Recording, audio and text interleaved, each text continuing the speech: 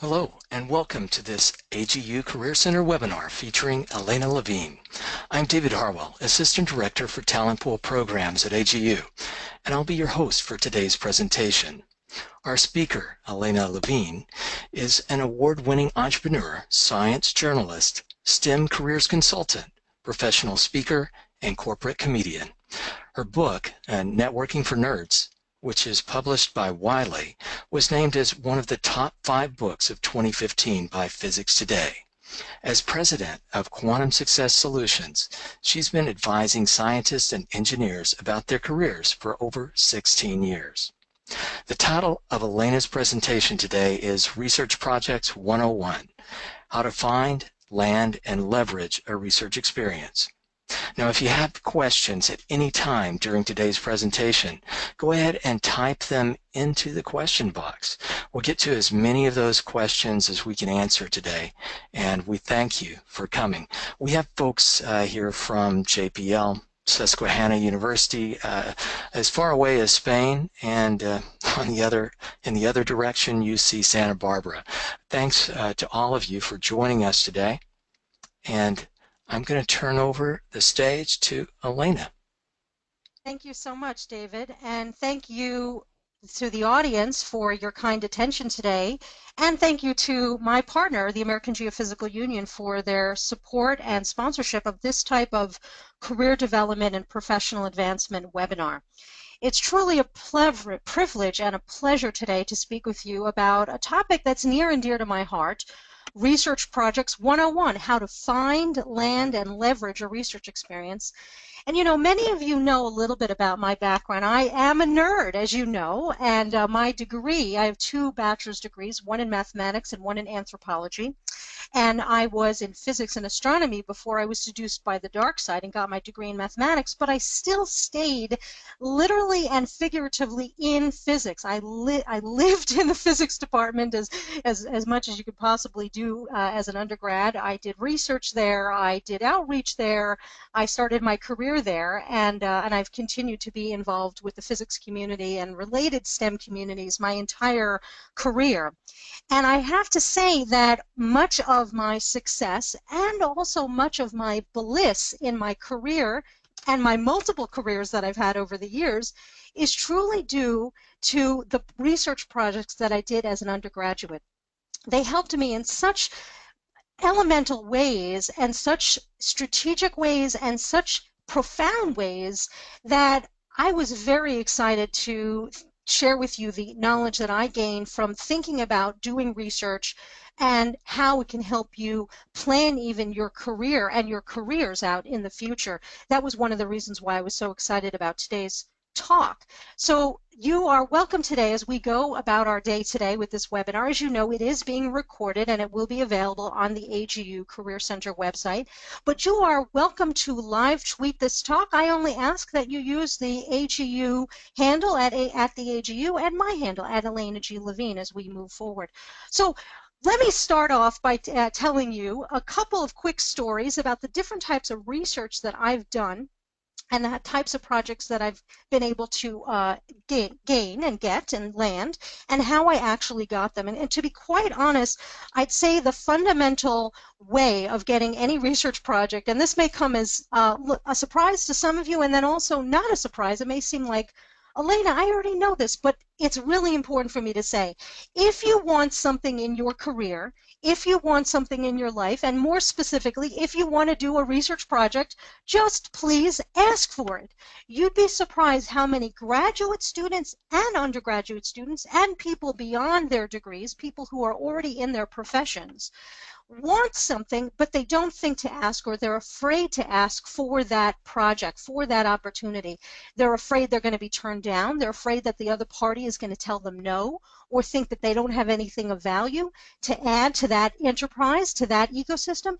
And it's the people who ask that not only do they get the opportunities, not only do they get the really unique research projects like what we're talking about today, but they also get opportunities to advance in their careers, because just by asking for something that you need and want in your career, you are demonstrating to the other party how strong you are, how confident you are, and also how passionate you are about this subject.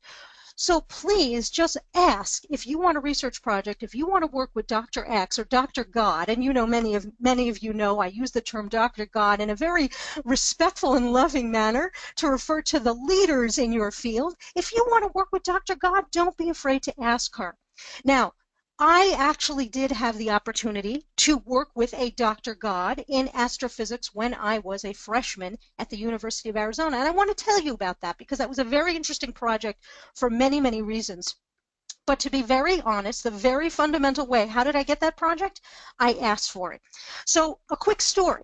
I came from New Jersey, as many of you know, and also you would know from my accent. It's pretty clear when I talk about butter and my cousin Vito, I come from New Jersey. And I grew up outside of Princeton University. I lived in the next town over. And as I was deciding what university I wanted to go to for undergraduate work, with an idea of that I wanted to become a theoretical astrophysicist, that was what I really was interested in, I was looking at the different universities, and my mother had asked her, somebody in our family, do you know where Alaina should go for astronomy and physics for a good undergraduate career? And this person who had expertise in this area, he said there were three places. There was Cornell University because Carl Sagan was there at the time. There was the University of Hawaii because of the telescopes and their reputation. And there was the University of Arizona also because of their reputation and their telescopes.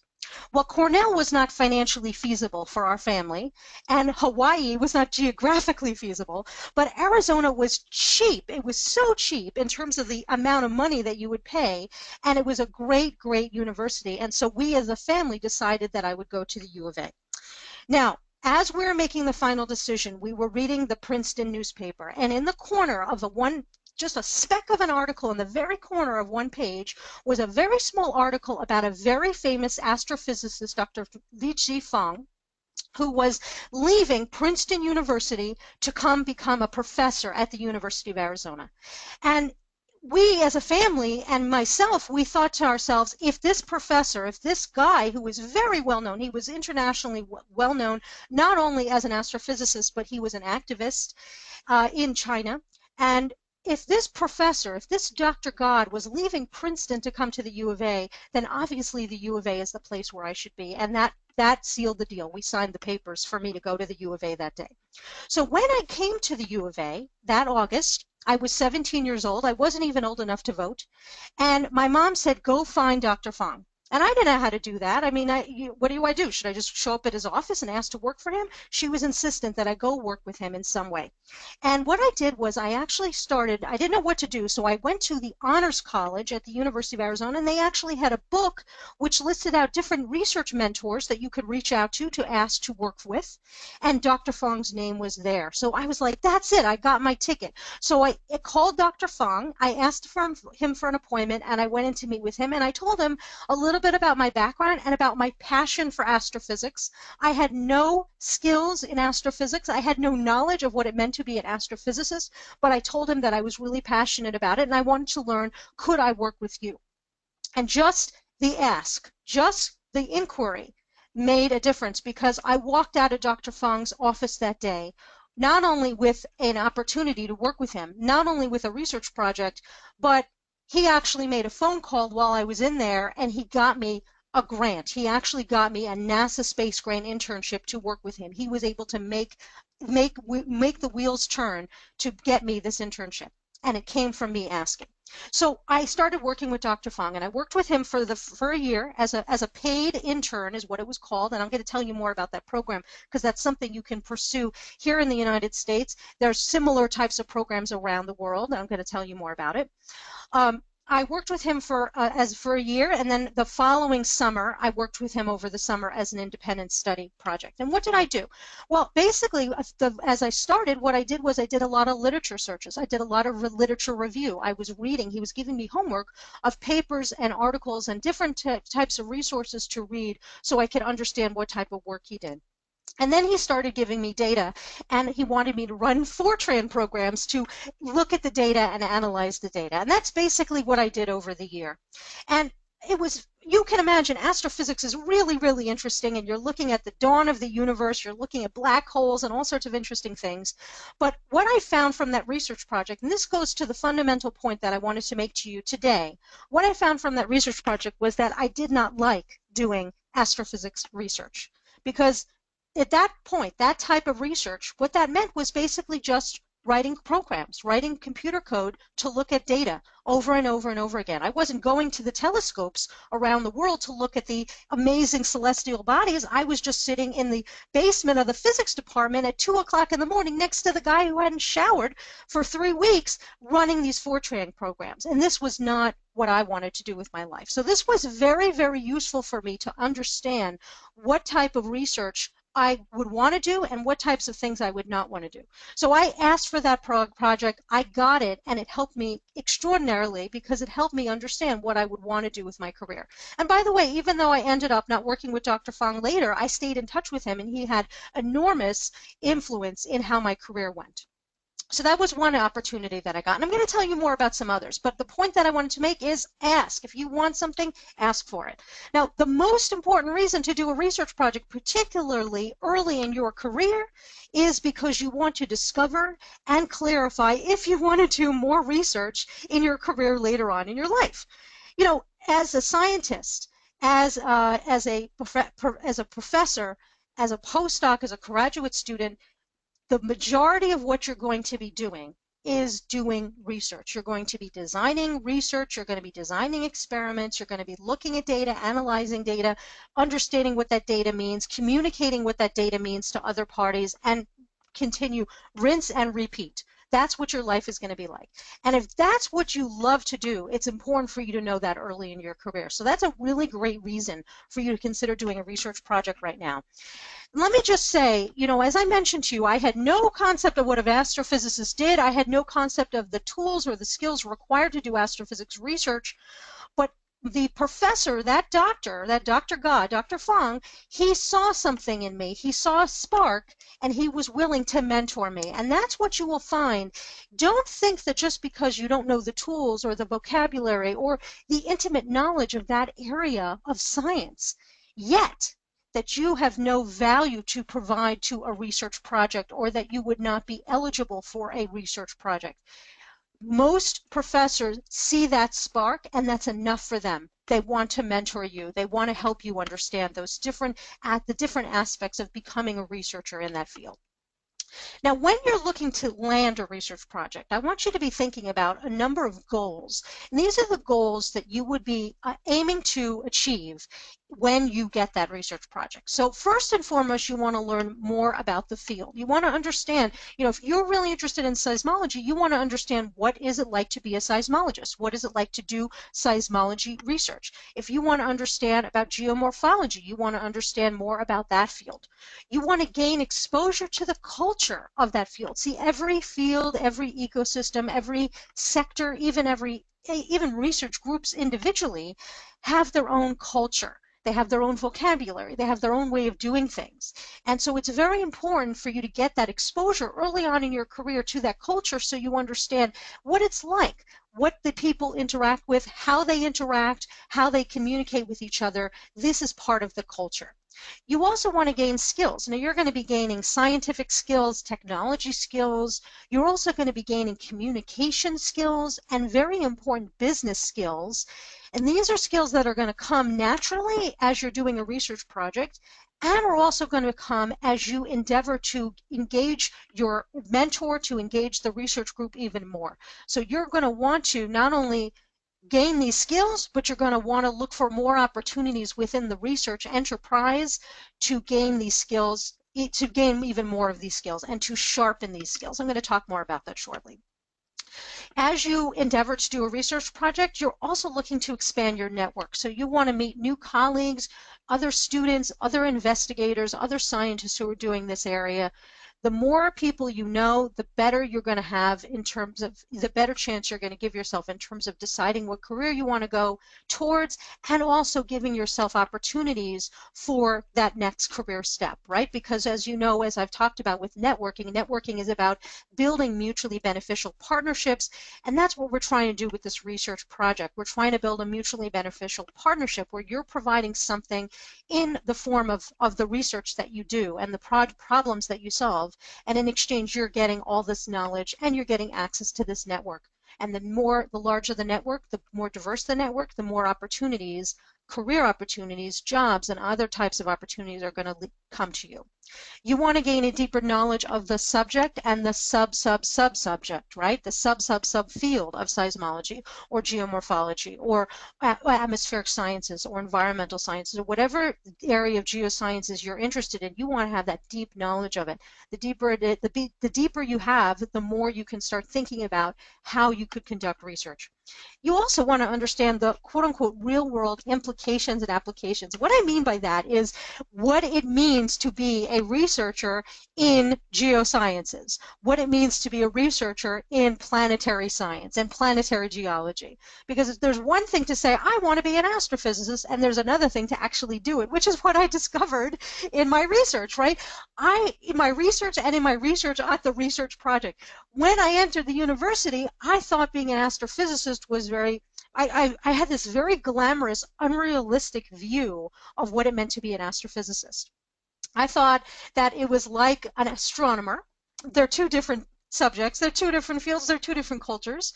And as I mentioned, I thought I would be going to lots of different observatories and telescopes around the world. I'd be looking at the black hole in the telescope. I mean, I actually thought this was going to happen. And I thought that all I would be doing all day would be talking about, you know, the twins paradox and time travel and the event horizon of a black hole. That's what I thought an astrophysicist did.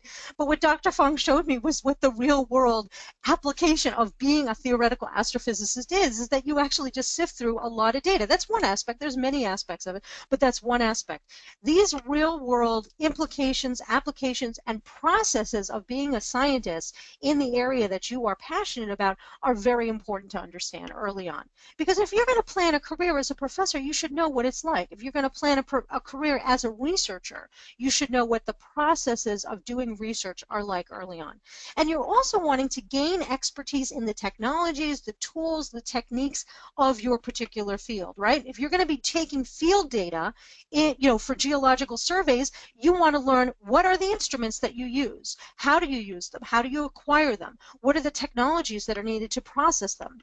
If you're doing theoretical work, you need to know the computer languages, you need to know platforms and different software packages. These are the things that you're going to learn when you're doing a research project.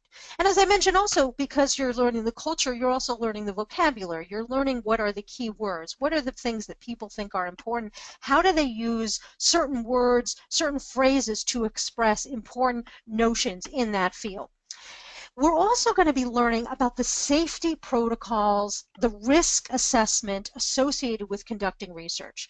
You know, if we were doing biological research on viruses and bacteria, there's all sorts of safety issues associated with that, right? Because we don't want to just show up, hold a piece of Ebola, and then drop it on the floor. That's not a good idea, and that's definitely not safe. So there's safety protocols that are in place, and those are the things that you're going to be trained in and will be learning as an early career researcher. Same thing in geology. If you're going out in the field, there's going to be very specific safety protocols that you're going to be learning. If you're using certain instruments, there's going to be certain safety issues that you're going to be learning, certain processes that you're going to learn to keep yourself safe. You know, in the physics department at the University of Arizona, for certain types of detectors and certain types of projects in the basement of the physics department, we have an atomic mass spectrometer. Those people who worked in that research group, they walked around with a little device that pinned to their shirt, which was basically a device that, you know, took note of any sort of radioactivity. And they had to be trained in what that device was, how to use it, how to fine-tune it, how to retool it and check it, and how to understand what when it beeps, when it starts freaking out, what you should be doing. So this is something that came with the research that these people did. They learned about this, and this is something you're going to learn too. And this is going to help you in setting up your lab later and setting up your research group and conducting your research in a safe and risk mitigated manner. You're also going to be learning how knowledge is communicated, the knowledge of the subfield. So how is it communicated in terms of written communications, oral communications. You're going to gain an understanding of how grant processes work, how money comes in to fund research. What are the different avenues that research can be funded around the world? And, I mentioned grants, but grants are not the end all. We all know about GoFundMe and all sorts of online processes now that are coming out, startups that are allowing scientists to ask for funds from the community. This is through social media. This is something that's going to change, I think, the way we look at research and the way we look at research funding, and this is something that you're going to gain an expertise in as well. And then finally, you're also going to learn more about yourself. You're going to learn how you work, what skills you enjoy using, how you take and interpret direction, how you communicate. You might find out that you think you're an introvert, but you're actually an extrovert, or vice versa. You're going to learn how to collaborate with people, and so you're going to learn about yourself, how you collaborate. Do you take direction the first time? Are you a visual learner? Are you an auditory learner? Do you need to do a lot of research in advance when you're thinking about a topic? Do you need to do a lot of research in advance before you start approaching it, or can you do it at the same time? Are you a multitasker, or do you like to work better independently or with a larger team? These are the things that you're going to be learning about yourself. Now, with a research project, and this goes for undergraduate research as well as graduate research, even beyond, there's going to be a few desired outputs that you want. These are the kinds of things that you want to be thinking about as you actually conduct the research. And as you collaborate with your advisor, with your mentor, these are the things that you want to be making sure that you actually produce. So first of all, the first output is the experience of problem solving. You want to be thinking in terms of the problem that you are given, the solution that you came up with, and the result of your solution. So the experience that you gain as a researcher is all about problem solving. And so if you can start to think about the research that you're doing as a series of micro problems that you're going to be solving on a day-to-day, week-to-week, month-to-month basis as you endeavor to do this project, then you'll be able to better communicate what solution you came up with and what the result was of your solution. So think in terms of the experience that you have in terms of problem solution result. Now, I recognize that not every research project is necessarily going to have a result, because research, particularly in science, can go on for decades without a result. That's the reality of being a scientist. That's something you learn also as a scientist and doing scientific research. So that's fine. If you don't have a result, that's fine, but you want to be thinking that way. And the solution may not be as clear either, but this is where you could actually have a conversation with your research advisor to find out what type of solution would you want to get, or what type of solution could be a potential solution to this problem that we're solving. Other desired outputs include skills that you're gaining, right? So we talked a little bit about this. I want to go into more detail now. So the scientific skills that include the design of the experiments, the research, the analysis of the data, the technology, the instrumentation, the tools, the techniques, the communication skills, being able to communicate the importance of your work to both subject matter experts and non-subject matter experts, and in particular with subject matter experts, being able to write it in a journal so that other sub-field experts understand the value of the work that you've done, understand the implications of the work that you've done. And similarly, being able to communicate it orally in the form of a presentation, whether it's a poster that you're standing in front of or an actual speech that you're giving at a conference or at a journal club or just for your research group. These are the skills that you want to gain. These are the desired outputs. And also what's really, really important in terms of the skill is the team building skill, because no matter what job you go into, no matter what type of research you want to pursue, or no matter what type of careers you decide that you are interested in, you're going to be on a team. Even if it's a team of one, you're still going to be on a team. And so it's very important for you to understand how team dynamics operate, how you can work collaboratively, collectively, successfully as a group with a number of people who are diverse, right? Not every single person on that team is going to be a clone. Very rarely do you find a clone on a team that you're working on. So there's going to be a diversity of people with diverse backgrounds, diverse expertise, diverse skills, experiences, tools, techniques, with credentials, and so on and so forth. To be able to know that you can operate on that team and produce something successful at the end, to produce an output that is demonstrative of the metrics of success associated with that ecosystem, such as a paper, a poster, a talk, even just being able to communicate that we solved this problem, this was the solution, and this was the result, or this is the implication. That team experience is going to go with you everywhere you go. And it's going to be something you're going to want to highlight on your resume, on your CV, on your LinkedIn profile, in your cover letters. It's going to be something you want to share because that's a very valuable skill. And certainly that's something that is applicable to every type of ecosystem on Earth. And maybe beyond the event horizon, when we go through the black hole into another dimension, it might be useful there too. The other type of desired output is the actual end product, so that the actual produced thing, a thing that you can hold in your hand that shows that you did the work. And that oftentimes early in your career is in the form of a poster, a paper, and or a formal or an informal talk. And so I encourage you to talk to your advisor about producing any of these and what their expectations are for you to produce this type of very specific solidified output. Will you be producing a poster? Does he or she want you to produce a poster? If so, where is that poster going to be presented? Do they want you to present a talk? You might even ask if you could do a 5-minute talk about your work to the research group so you could practice giving that level of talk, and maybe you'll be even on a paper, and we're going to talk more about that in a bit. We're also gaining from ourselves a personal understanding of whether I loved this, and what did I love about this. So we're going to be very, very honest with ourselves and very granulistic about it. And what did I hate about this? What did I absolutely loathe about this experience? And was it something that I could have done differently? Was it the ecosystem? Was it the work? Was it this particular subfield? What was it that I hated about it? And do I want to do more of this? Did I like this so much that I want to do more? And you're also going to recognize that you have a personal choice. Your desired output from doing research, you will get a personal choice. And that personal choice is, may I have more of this research, please? May I do more of this? I'd love to do more of this. This was fun. I want to do this on a higher playing field. I want to do this in a more advanced ecosystem. Maybe I want to do more research, but I want to move to a different field, or I want to taste a different field or a different area, or work with a different advisor.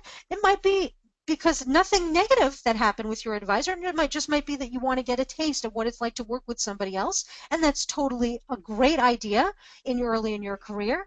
And maybe the personal choice was that you want to do less research and more applied science in action, more scientific problem solving, where you're doing less original research, less knowledge generation or knowledge awareness, knowledge discovery, and more applying your scientific skills to solve problems for a customer. And I put customer here in quotes because a customer could be a company, it could be a professor, but it's basically looking at your work in an applied fashion.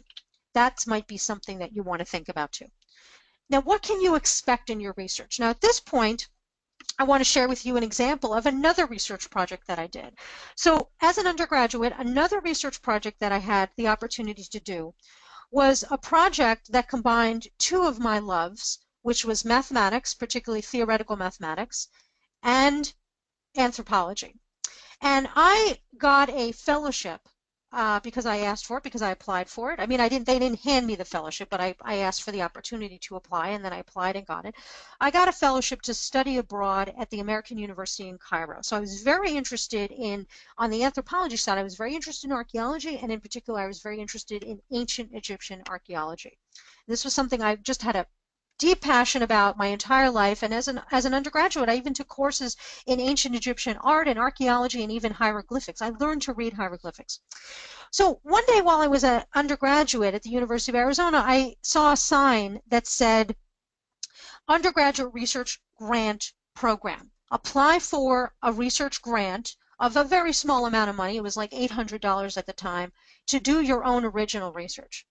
And I thought this sounded interesting. I want to learn more about this. So I went, at this time I had already switched my major to math, and I had my second major in anthropology. That was always a given because I liked the subject. I went to two of my advisors, one on the anthro side and one on the math side, and I said, I want to do a project. Can you help me come up with a project? This is what I'm interested in. And they asked me some probing questions. They said, what do you want to do? What kinds of topics do you like? And I said, I really like mathematics history. And what I was able to come up with, and I ended up myself doing it, coming up with it myself, so I came up with a project which was looking at the ancient Egyptian mathematics. So the mathematics of the ancient Egyptians, and in particular the number theory of the ancient Egyptians, and how that number theory was tied to religious information in ancient Egypt. And it was actually very interesting. And in the end, what I ended up doing was looking at papyri, ancient Egyptian papyri, looking at the hieroglyphics, and each hieroglyphic, actually, interestingly enough, some hieroglyphics in ancient Egyptian hieroglyphics are tied to mathematics. They are actually tied to number theory. So I started doing some background research on this. I came up with the hypothesis, and the hypothesis was that the ancient Egyptian number theory that we know is actually more advanced than what we actually know, and I wanted to prove that by going through historical records, and I wanted to show how ancient Egyptian number theory was connected to religious information in that culture, in that time. And so I wrote up my hypothesis, I wrote up my research project, my proposal. I had my two advisors review it, and I ended up getting the project. I got the grant for $800. And over the year, I worked on the project, and when I went to Egypt, I worked on the project. That just happened that they happened at the same time. And I was able to go through libraries in Cairo and actually look through the papyri, and it was really, really exciting. And what I learned about that project was I absolutely love the history of mathematics. I mean, I absolutely loved studying what other cultures had thought about in terms of mathematics, and how they had interpreted mathematics, and how they had utilized mathematics, and how they had connected mathematics to other parts of their culture. I just loved that aspect of it, and I loved reading historical documents. So that really showed something to me about what it is that I enjoy doing. And that's really relevant to me today, because as a science writer, I don't do original research as a science writer. As a reporter, as a journalist, what I'm doing is I'm interviewing other people about their work, and I'm writing about that. And that's very similar to what I was doing as a researcher in this area, because I was basically, in this case, I wasn't interviewing people, I was reading historical documents and writing about that, and making connections about what I was able to read in those historical documents. And that's very similar to what I do as a journalist. I interview people and I read documents as well. I read papers and I make connections for the reader between different aspects of that subfield. That helped me to be a better journalist. It helped me to be a better analyst, in fact, of different materials. And that was really exciting. So in that case, I had my own money. I was all $800 of it, and I was able to work on the project under the guidance, as I needed it, of those two advisors. And it was very useful. And at the end, I produced a poster that was presented at a poster conference held on the U of A campus. And I remember, and this is really important for you to know, I remember I was so nervous about presenting that poster, because I thought there's going to be people at that conference who are experts in number theory and mathematical history and ancient Egyptian culture and archaeology, and they know so much more than me. How could I possibly even go and present to them? They're so knowledgeable. How could I possibly even measure myself up against them? And this is why I wanted to tell you this, because you should never be, as an early career researcher, you should never, ever be measuring yourself up against other researchers, even other early career researchers in your sub-field or in your field. You are early in your field. You're early in your career. You're not expected to know every single thing about that subject. And so the way I was able to finally calm down at that poster presentation was, as people came up to me who were professors of mathematics, professors of archaeology, my ancient Egyptian advisor who could speak and read hieroglyphics, they came up to me and they asked me questions about my research, and I explained what I had done. And I began to realize that even they don't know as much as I know about my little teeny tiny corner of knowledge. They had not done expertise, they had not done research, they had not gained an expertise in that little corner of knowledge that I had from doing that research. And that's what boosted my confidence. So two things, I began to realize that I did have a level of expertise. As minute as it might sound, it was a level of expertise that others didn't have, and I was able to share that expertise with them. And number two, I was able to realize that I'm not expected to have this, an extensive level, 45, 50 years of experience in number theory, or 50 years experience, in your case, in geosciences, when I'm doing my research. That's not what's expected of me at that level. So now I want to tell you what you can expect in your research. You should not expect to solve all of the mysteries of the universe today. Maybe tomorrow, maybe over the next 45 years, but not today. Okay, doing research takes time. And you're going to be expecting, what you can expect from yourself are that you will do some basic beginning tasks that will help bring you up to speed. So that will include reading, doing homework like literature reviews, and doing research online about the field to get knowledge about the subject. What are the hot topics? What are the cutting edge issues? What are the paradigm shifts? What is the vocabulary that people use? You're going to be observing. So you're going to sit in on group meetings. You're going to watch how people interact, how they present, how they communicate, what they're talking about. You're going to get training on instruments and methodologies and methods of doing this research. You're going to actually do things like these micro problems, which I'm going to talk more about, and you're going to be learning how quote-unquote science and research are done. This is what you can expect early in your career. What more can you expect? You can expect to do and actually solve micro problems. These micro problems, as I mentioned, they're the things that you're going to do day to day, week to week, month to month. They are contributing to the overall overarching research problem that you were brought into the group or into the team or into the office to solve, right? If we're looking at geomorphology, we're going to be looking at some micro problems that help us understand this aspect of geomorphology. And those micro problems could include reviewing and cataloging data. It could include setting up instruments or different types of methods used to collect data. It could involve the actual collection and analyzing of the data, maybe packaging the findings in a paper, in a poster, in a slideshow, and reporting on those findings both to your group and your mentor, as well as to the greater scientific community via a poster, or even to other people, maybe people who come on a tour of your lab. You're going to be able to share what you do with them. So this is what you can expect. These are some of the micro problems that you'll be solving. As you advance, you'll be doing advanced micro problems, particularly as you get into graduate level research. You'll be designing your own experiment that looks at a certain problem of perhaps of your choosing, or of the choosing between you and your mentor. You're going to be participating in or leading the overall experiment and the data collection, analysis, and review. And that might mean overseeing other leaders, or other members of the team, and training other members of the team. You will be reporting on your findings in a larger arena, such as a conference. You'll be deciding what the next step is in the research, what the next problem is that you want to solve, or what the next problem is that we as a team should solve. These are some of the problems that you will be solving, some of the micro problems you'll be solving. What else can you expect? In the team environment, you can expect, as I mentioned, you'll be working with a diverse group of people.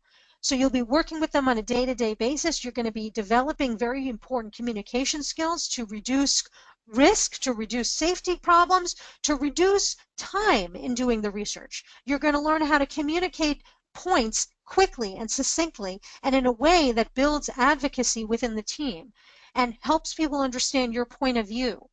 You're going to be reducing conflict. This is also where the team building comes in handy. You're going to be learning how to reduce conflict so that you can get over the hump, over the conflict, and get back on the track of solving that problem. And related to this, you're also going to be developing project management skills. Now, project management is actually a field.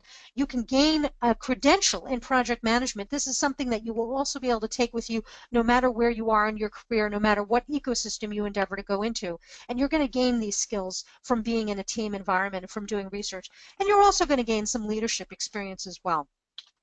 To be successful in the project, show your advisor you're ready to go. Show your advisor you've done your homework. You're ready to work And it doesn't matter that you don't know everything. You can ask questions. Ask lots and lots of questions. If you don't understand something, make sure you ask that question. Remember, there is no such thing as a stupid question. There may be an appropriate time and place to ask a question, and that's dependent on the culture of the industry, of the ecosystem, and the nature of the work that you're doing, right? Like I wouldn't necessarily, if I was in the middle of a project on black holes, for example, I might not necessarily feel comfortable asking my advisor right at that moment, could you remind me what a black hole is? I might not feel comfortable doing that, but I could potentially do that later, or I could ask my advisor later, could you give me some tips or give me some resources as to where I can go for different information, for different resources about the black holes. You're going to demonstrate your passion. You're going to follow instructions. You're going to ensure you clearly understand those expectations that are expected of you, and you're going to learn all those different skills.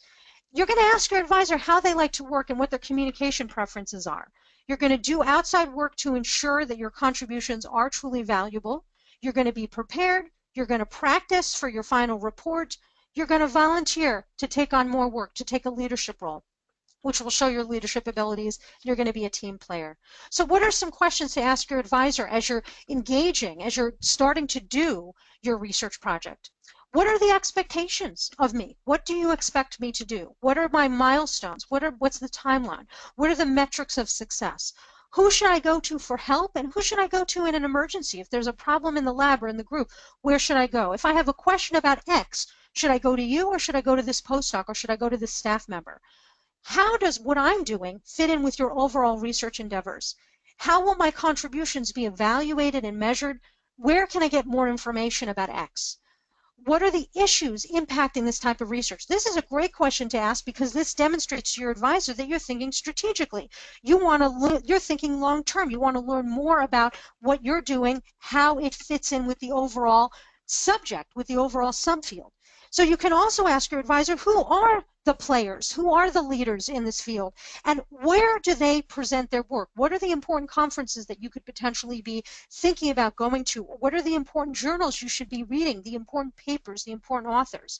And how will I be recognized for my contributions? Will I have my name on a paper, a poster, or a presentation? Will I have my name on a grant? This is not something you'd ask on day one, but it's something that you'd ask as the project it unfolds. And what are the next steps? And finally, how can I pursue a career in this arena? If this is something that you really enjoy, then this is something you want to let them know. I am really excited about this. What could I do next to improve my chances of success? How do you find projects? We always start with what's near and dear. So our department, right, there may be many research opportunities that are hidden. So start with your quote-unquote teacher, meaning the professor that you have a good relationship with, who taught you a class that you really enjoyed. Go to that professor, ask them for an appointment, ask them where could you do a research project on this subject. They might even be the person. Your advisor. There could be also not only your subject matter advisor, but there could be also an overarching undergrad or grad advisor. Walk through your department, mosey through and look for posters that are up. And if there's people doing projects and posters that sound really interesting, talk to them, ask the department head, and attend the colloquia and even the colloquia after party so you can get to know people in the department, and you can also learn about the different types of opportunities that might exist or different types of people that are working on interesting projects that you could potentially contribute to. Beyond your department, within your institution, look for other departments, right? Maybe you have an interdisciplinary interest, so look for other departments, other centers, go to their colloquia. Look for college-wide events and also calls for researchers, programs, projects where they are actually saying we are looking for people to do research, or we're looking to pay people to do research. And you know, here in the US, as I mentioned, there's the NASA Space Grant Internship. This is something you can do both as an undergrad and a graduate student. There may be a formal undergraduate research program within your department or within your college. Beyond your institution, you want to network. You want to talk to your advisor, talk to your professor, ask them who else you should be talking to about these types of programs. There are summer research programs. There are things called REUs, which stands for Research Experience for Undergraduates. They're all over the United States. They're even abroad. There's the NASA Academy, where you can do research relating to space. These programs exist. They're formal and informal. There's summer positions, government agencies and labs and other universities, and there's also national fellowships that you can pursue, such as the Goldwater or the NSF, the National Science Foundation Graduate Fellowships. Beyond the research project, quote unquote, the research projects, there's other types of projects you can pursue, such as internships at companies, projects that involve more than STEM, such as STEM and history, like what I did, STEM and social sciences, STEM and communication, policy, and beyond the academic ecosystem, think broad. There's industry, there's government, there's nonprofits, startups, and even non-governmental organizations. And the way we can structure, we could be paid. Yes, that would be fabulous to be paid, but maybe they don't have money, so maybe you can get independent study or credit. Maybe you can apply for your own money, which is even better, or volunteer. As the project concludes, and we're just about done for today, and then I'm going to take some questions. As the project concludes, ensure you have completed all that is expected of you. Depending on how it's structured, get your paperwork, your signatures, your letters in, everything, dot your I's, cross your T's, everything you need to do to make sure that the project is concluded logistically in the enterprise. Complete the final report as you've been expected to and present it, and ask for an exit interview so you can learn what you did, how you can improve, what feedback they have, and how you can take this to the next step, and do that final self-analysis to see if you want to do this again. Ask for more work if you want it. So in conclusion, the research project is what you make it. Your advisor is your mentor, your collaborator, and will open doors for you if you let them, if you ask them. If you make this project a jumping ground, a launch pad to the next step of your career, whether you decide to become a researcher or not, if you maximize it, if you optimize it, you can get a lot of opportunities. You get skills, your network is improved, you get career ideas. Expect great things from yourself, and expect that you will be doing micro problems at first, but push yourself. Seek to understand that culture, seek to understand how this research relates to accessing and being successful in these different career paths. Take that mental snapshot, continue to network, apply for awards so you can get your own grant funding, and go get your next project, because research can only open doors for you. And I'm so excited for you in terms of your career prospects as you pursue research. With that, I want to thank you and just let you know that we're going to be having another AGU webinar on October 11th on I Have a Mentor, Now What Do I Do? And with that, thank you so much, and I'm going to give the microphone over to David and answer any questions you have. Thank you so much. Thanks, Alaina, for a great presentation. You know, we've had several other people join us since you started, so I just want to remind everyone that you're listening to Alaina Levine, and she's talking today about Research Projects 101.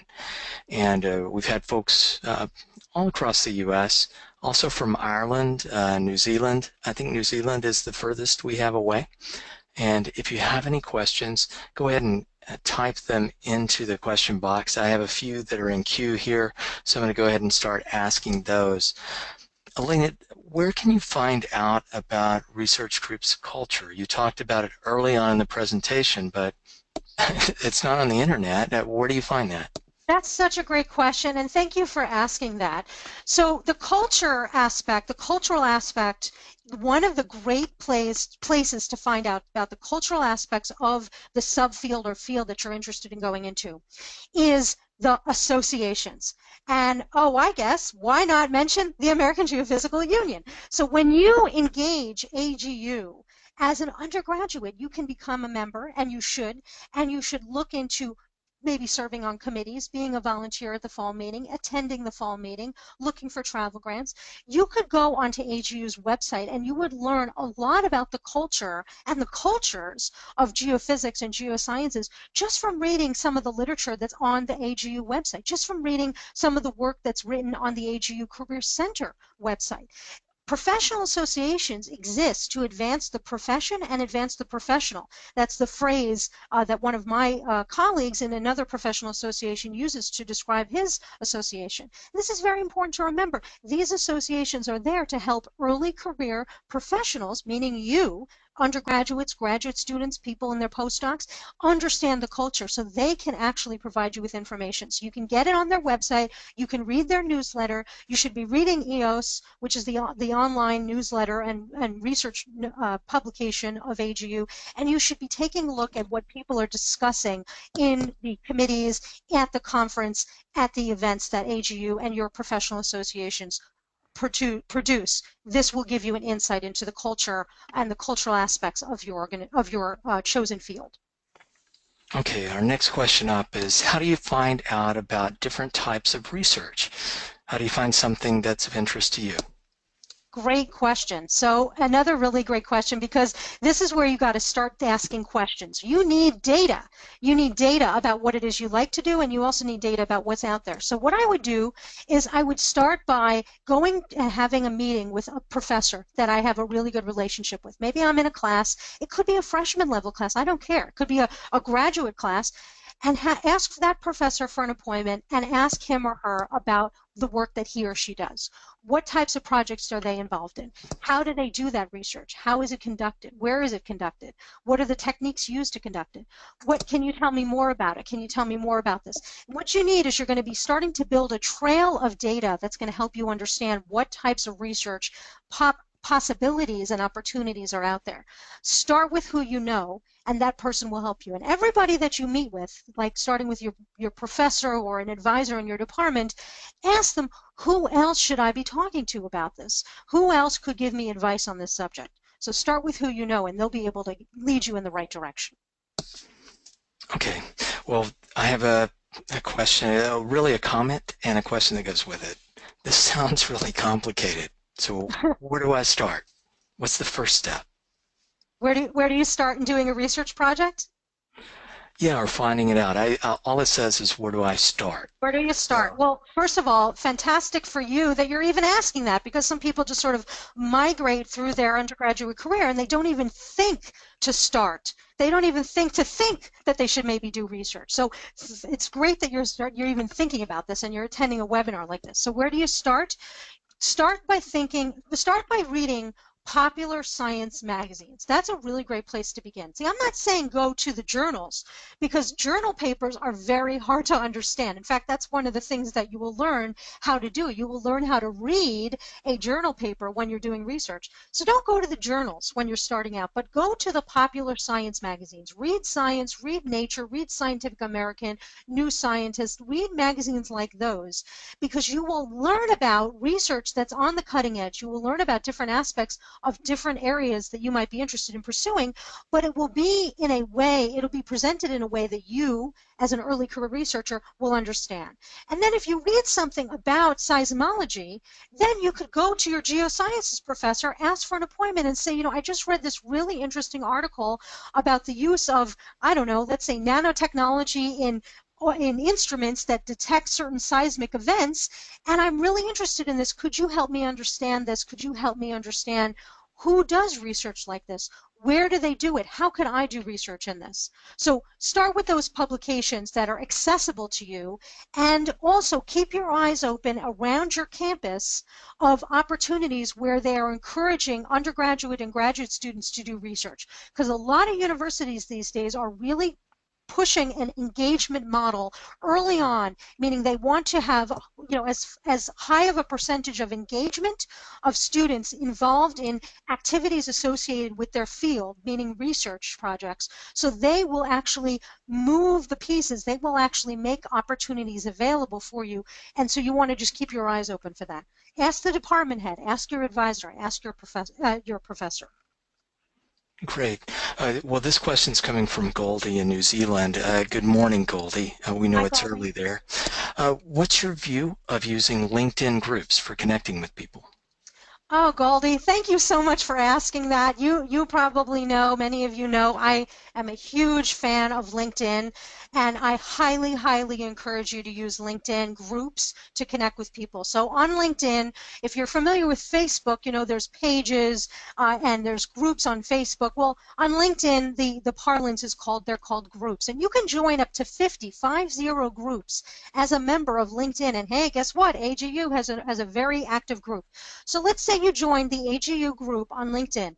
This gives you access to all of the other members of that group. It gives you access to information. They post things in those groups. They'll say, hey, I have a new paper. Oh, hey, does anybody know about nanotechnology and seismic and analyzing seismic events? They post papers, they post articles, they post links to videos and announcements about conferences and events and things of that nature.